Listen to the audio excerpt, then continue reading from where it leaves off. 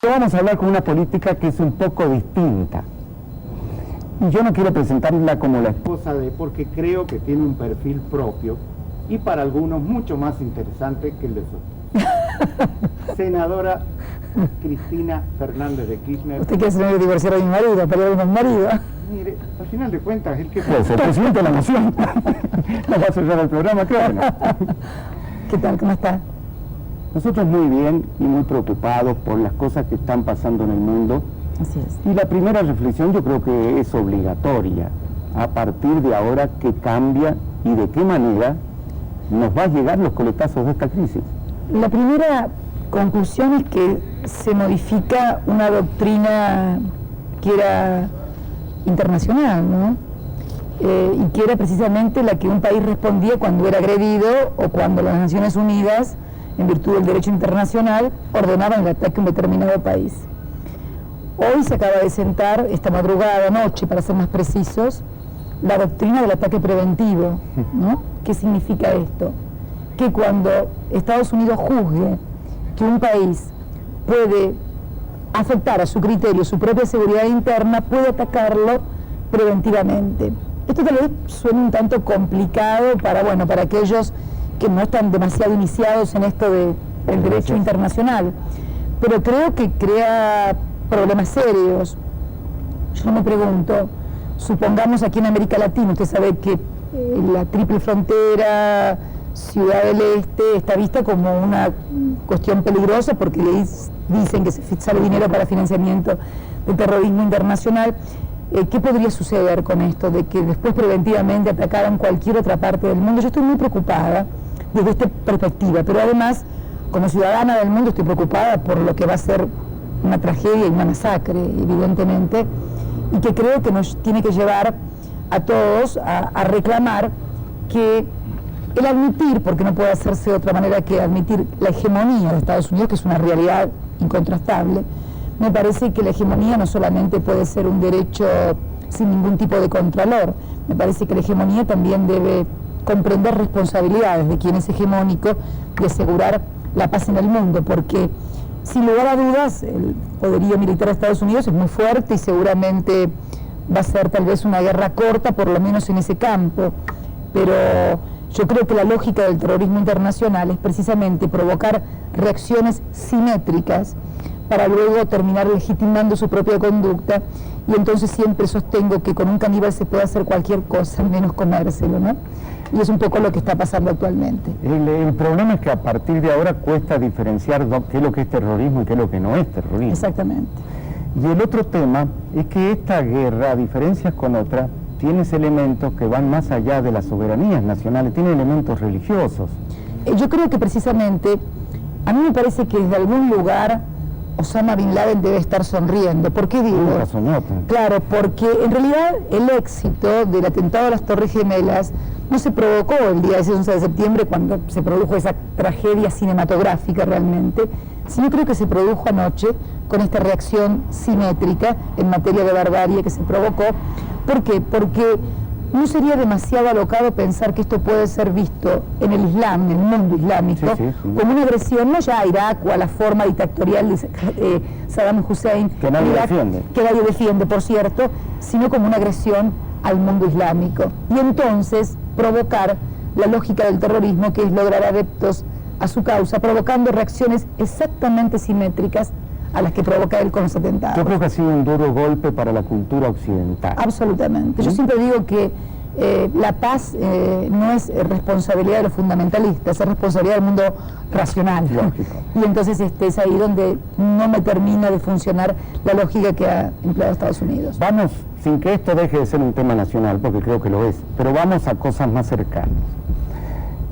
Yo creo que el gobernador Kirchner era el peronista con mejor imagen dentro de los llamados, entre comillas, sectores progresistas que nunca me han podido definir con precisión.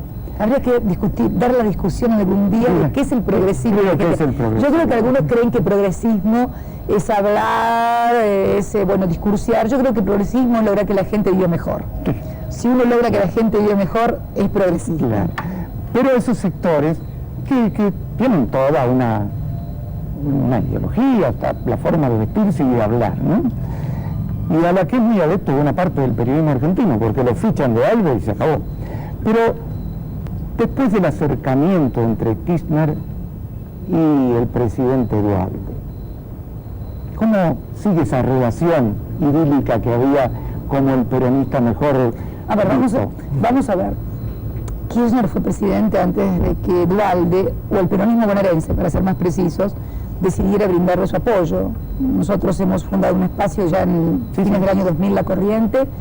Hemos recorrido el país en un proyecto que no era electoral, sino que era sencillamente de formar un espacio político diferente y de allí proyectar un país diferente. Y bueno, y después Dualde, frente al fracaso que tuvo algún otro candidato cuando el apoyo, concretamente.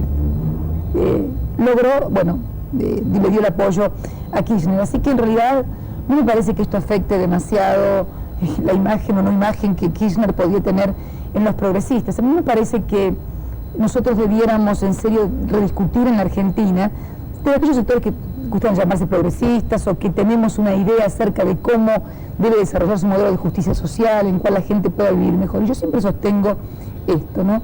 Ser progresista en Argentina es lograr que la gente viva mejor. En mi provincia tenemos el menor índice de desocupación, 3%. La menor brecha entre pobres y ricos. Y es la única provincia desde 1995 a la fecha que es, digamos, la etapa de mayor recesión donde se profundizó la exclusión hasta límites exasperantes. Somos la única provincia, pero la única, que tiene índice positivo en el crecimiento de igualdad del 95 a la fecha. ¿Qué quiero decir con esto? Que mientras en todas las demás provincias y jurisdicciones argentinas crecía la desigualdad, nosotros logramos hacer crecer la igualdad.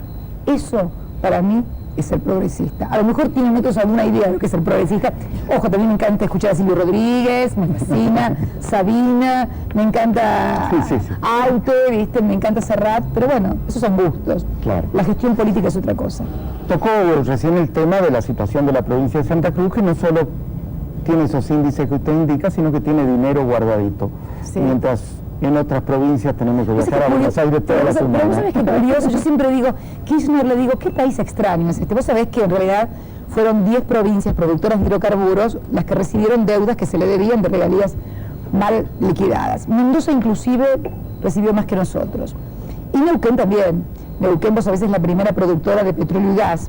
Por ejemplo, para que te des una idea, casi nos duplica y un poco más en el ingreso de crudo, y ni qué te cuento en el ingreso de gas, ¿no? Son los primeros productores en ambos, con el 56% en reservas de gas y con casi el 48% en materia petrolera.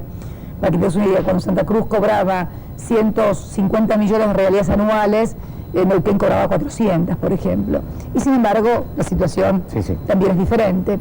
Y vos fíjate qué curioso, al único gobernador que le preguntan es al único que conservó o sea, que no la gastó al ahorro. En realidad, en cualquier otro país normal y serio le preguntarían a los otros, no solamente recibir un aplauso, que estarían preguntándole a los otros 9 qué hicieron con la plata o dónde está la plata que recibieron. Hay un tema que me preocupa dentro de lo que está pasando en el país. Cuando el crecimiento, y más aún el desarrollo, es tan desequilibrado y empieza a producirse tantas diferencias, comienzan a aparecer otros riesgos para el país, ¿no? Hoy observamos que pese a la crisis hay provincias que crecen, o que al menos empiezan a tener una estructura productiva que uno puede advertir cierto futuro, y otras que se están quedando irremediablemente, ya no solo en el aspecto económico, sino incluso en la calidad humana, en el recurso principal que tiene. No son los ejemplos más claros. Si ustedes llegan al poder, ¿cómo cambiamos esto? Mira, una de las cosas que Kirchner ha concluido finalmente es en la necesidad, uno de los principales problemas que hoy tiene, por ejemplo, en materia de seguridad la República Argentina, fundamentalmente en los grandes centros urbanos, es la migración interna, que en los años del peronismo era a las fábricas, ahora es a la marginalidad y la mayoría de las veces a las delincuencias.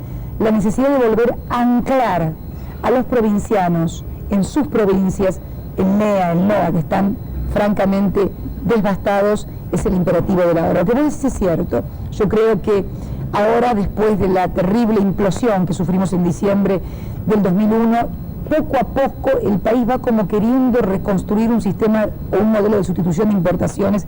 Yo estuve hace poco en Entre Ríos, el intendente de Gualeguaychú me contaba de una fábrica que estuvo 8 años cerrada de neumáticos, que ahora vuelve a abrir. Necesariamente la imposibilidad de importar por el precio del dólar va creando en materia textil, en materia de calzado, nuevamente en materia de alimentos, nuevamente un modelo de crecimiento en base a la sustitución de importaciones, pero además creo que los argentinos tenemos que definir un perfil productivo de país. Tenemos que identificar aquellos nichos, aquellas actividades en donde tenemos mejores ventajas competitivas y poner todo el esfuerzo en diseñar el perfil productivo allí. Yo apuesto, y no me canso de decirlo, entre otras actividades, esencialmente a dos que son muy fuertes: agroindustria, turismo y fundamentalmente también toda la parte de minería y energía. Ustedes acá están sentados sobre una mina de oro. Yo lo decía hoy cuando venía con la senadora Perceval de Buenos Aires, y los modelos que podemos hacer.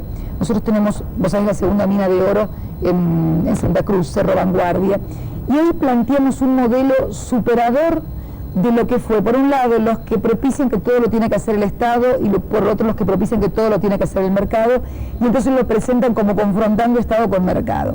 Nosotros tenemos un modelo asociativo entre Estado y mercado, por ejemplo, para la explotación de recursos que demandan alto nivel de intensidad en capital, como es la minería, por ejemplo, con una pequeña empresa del Estado testigo, Fomicruz, que es la titular de los yacimientos mineros en mi provincia, y que se asoció, por ejemplo, con Pérez Compan, que ahora ha vendido, y con Anglo Gold, que es la tercera compañía minera del mundo, y estamos explotando Cerro Vanguardia, participando, seguimos con la titularidad del yacimiento, participamos en la rentabilidad en un 6% libre de costos, pero además participamos desde el Poder Jurisdiccional del Estado en el contravalor en materia laboral y en materia de impacto ecológico. Por ejemplo, cuando nos asociamos en Cerro Vanguardia Sociedad Anónima, cuyo vicepresidente es el vicepresidente de Fomicruz, Sociedad del Estado, exigimos que el 93% de los más de 500 operarios que tiene la mina sean residentes en Santa Cruz, porque si es recurso santacruceño, el trabajo tiene que ser para los santacruceños.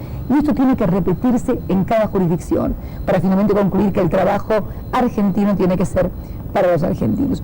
Yo te digo sinceramente que plantear este modelo de asociación, donde el Estado tiene que cumplir un rol indelegable en materia de contralor, en materia de preservar los derechos de usuarios y consumidores, que es el gran sujeto nuevo histórico que hay, y al mismo tiempo reorientar y diseñar desde el Estado también la actividad económica.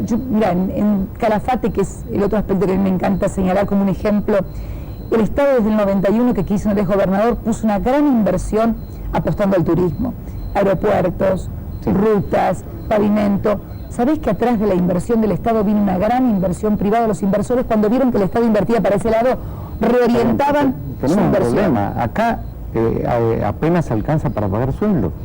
Hay provincias que viven del empleo público prácticamente.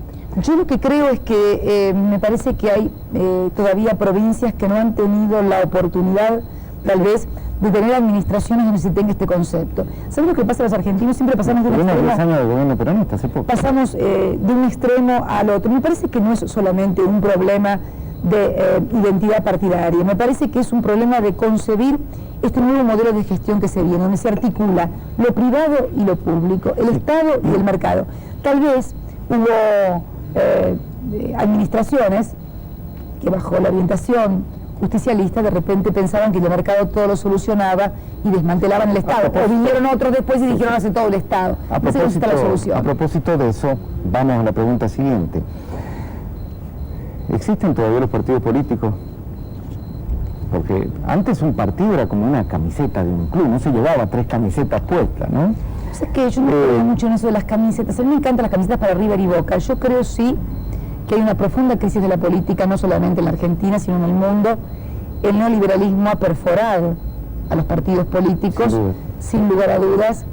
Creció mucho en la década de los años 90 con la caída del muro de Berlín, la idea que se había acabado la historia. Francis Fukuyama prendió fuerte en algunos, se acabó la historia, la ideología, es el fin de la historia. En Italia, donde estaban los partidos más poderosos de Occidente, terminan llamándose el Club del Olivo, el Club de la Libertad.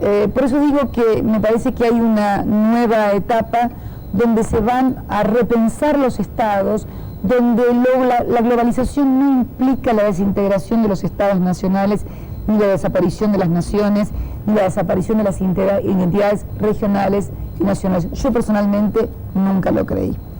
Yo me acuerdo que cuando defendía hielos continentales, algunos me acusaban de ultramontana. Y me parece Acá que... tuvimos un gobernador que también defendía los hielos continentales. Me parece que la necesidad de reconstruir identidades, me parece que la necesidad de tener una idea de nación no es incompatible con la de adaptarse a los tiempos que corren en materia de gestión, de capacidades y demás. Me parece que hay que articular todo esto y tener un nuevo modelo de gestión del Estado. Pero en resumida cuenta, ¿los partidos qué futuro tienen? ¿O son grupos dentro de partidos que pelean por el poder? Lo que pasa es que los partidos políticos han sufrido también, producto de los sistemas, y esto no lo digo yo, lo dicen politólogos europeos, producto de los medios de comunicación y producto de los grandes intereses concentrados. No me refiero a todos los medios de comunicación. No me refiero a eso.